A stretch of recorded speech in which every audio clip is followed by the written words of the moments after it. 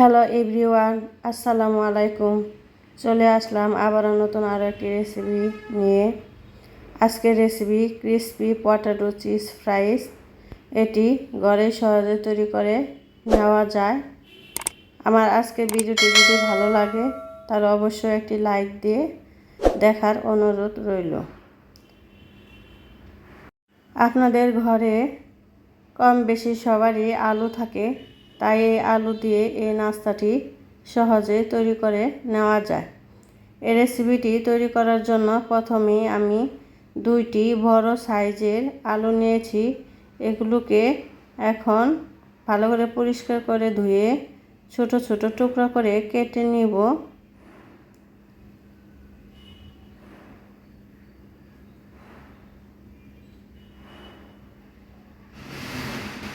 সেই ক্ষেত্রে আলুর সাইজ যদি ছোট হয় তাহলে এর মধ্যে দেওয়া উপকরণগুলো কম বেশি করে দিবেন, তাহলে আপনার সবগুলো উপকরণ দেওয়া পারফেক্ট থাকবে। এখন আলুগুলো ছোট করে টুকরা করে কেটে নেওয়া হয়ে গিয়েছে। এখন এগুলোকে আমি পানিতে সিদ্ধ করে নিব।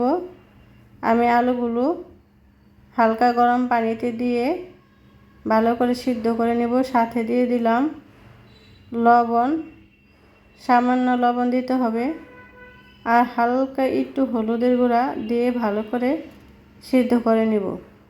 আমার আলুগুলো সিদ্ধ করা হয়ে গেছে। এখন আমি সিদ্ধ করা আলুগুলো একটি ছাঁকনিতে সেঁকে এখন ছাঁকনির মধ্যে রেখে ভালো করে ম্যাশ করে নেব। টুকরা আলুগুলো গরম থাকা অবস্থায় ভালো করে ম্যাশ করে নেবেন।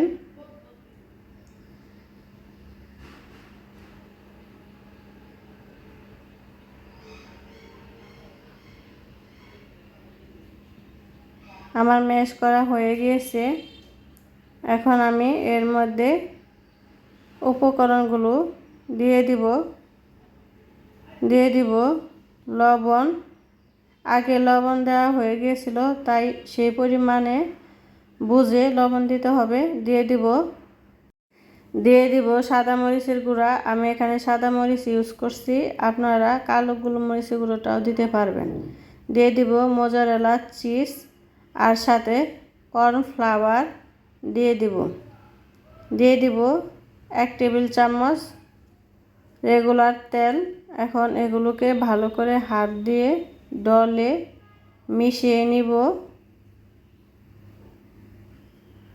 ভালো করে মিশানো হয়ে গেলে সাইডে রেখে আমি হাতে হালকা একটু তেল নিয়ে এখন যে পরিমাণ আমি ফ্রাইসের শেপ দেব সেটুকু নিয়ে আমি হাতে লম্বা করে শেপ দিয়ে নেব। এই তো এভাবে লম্বা করে শেপ করে নিয়ে সবগুলো করা হয়ে গিয়েছে। এখন আমি ভাজার জন্য কড়াইয়ে তেল বসিয়ে দিয়েছি। এখন এই গরম তেলে আমি একটা একটা করে ফিঙ্গার ছেড়ে দিব।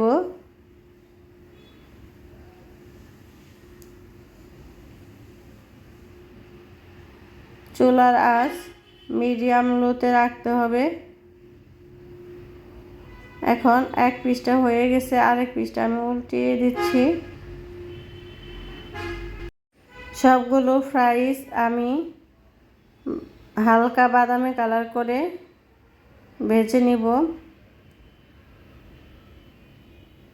আমার সবগুলো ফ্রাইস উল্টিয়ে দেওয়া হয়ে গেছে। এখন আমি আর একটু ব্রাউন কালার করে ভেজে নিব।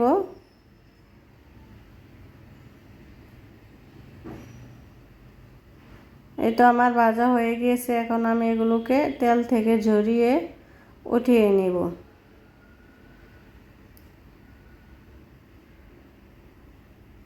ব্যাস হয়ে গেল আমার পটেটো চিজ ফ্রাইস। এটি খেতে খুবই মজা এবং ক্রিসপি। এটি ছোট বড় সবাই খেতে পারবেন, বিশেষ করে বাচ্চাদের টিফিনেও দিতে পারবেন বা বিকালের নাস্তায় চায়ের সাথেও খাওয়া যেতে পারে। আজকের রেসিপিটি যদি আপনাদের ভালো লাগে অবশ্যই আমার ইউটিউব চ্যানেলে একটি সাবস্ক্রাইব করে লাইক কমেন্ট শেয়ার করবেন। চলে আসবো নতুন আরও একটি রেসিপি নিয়ে। আল্লাহ হাফেজ।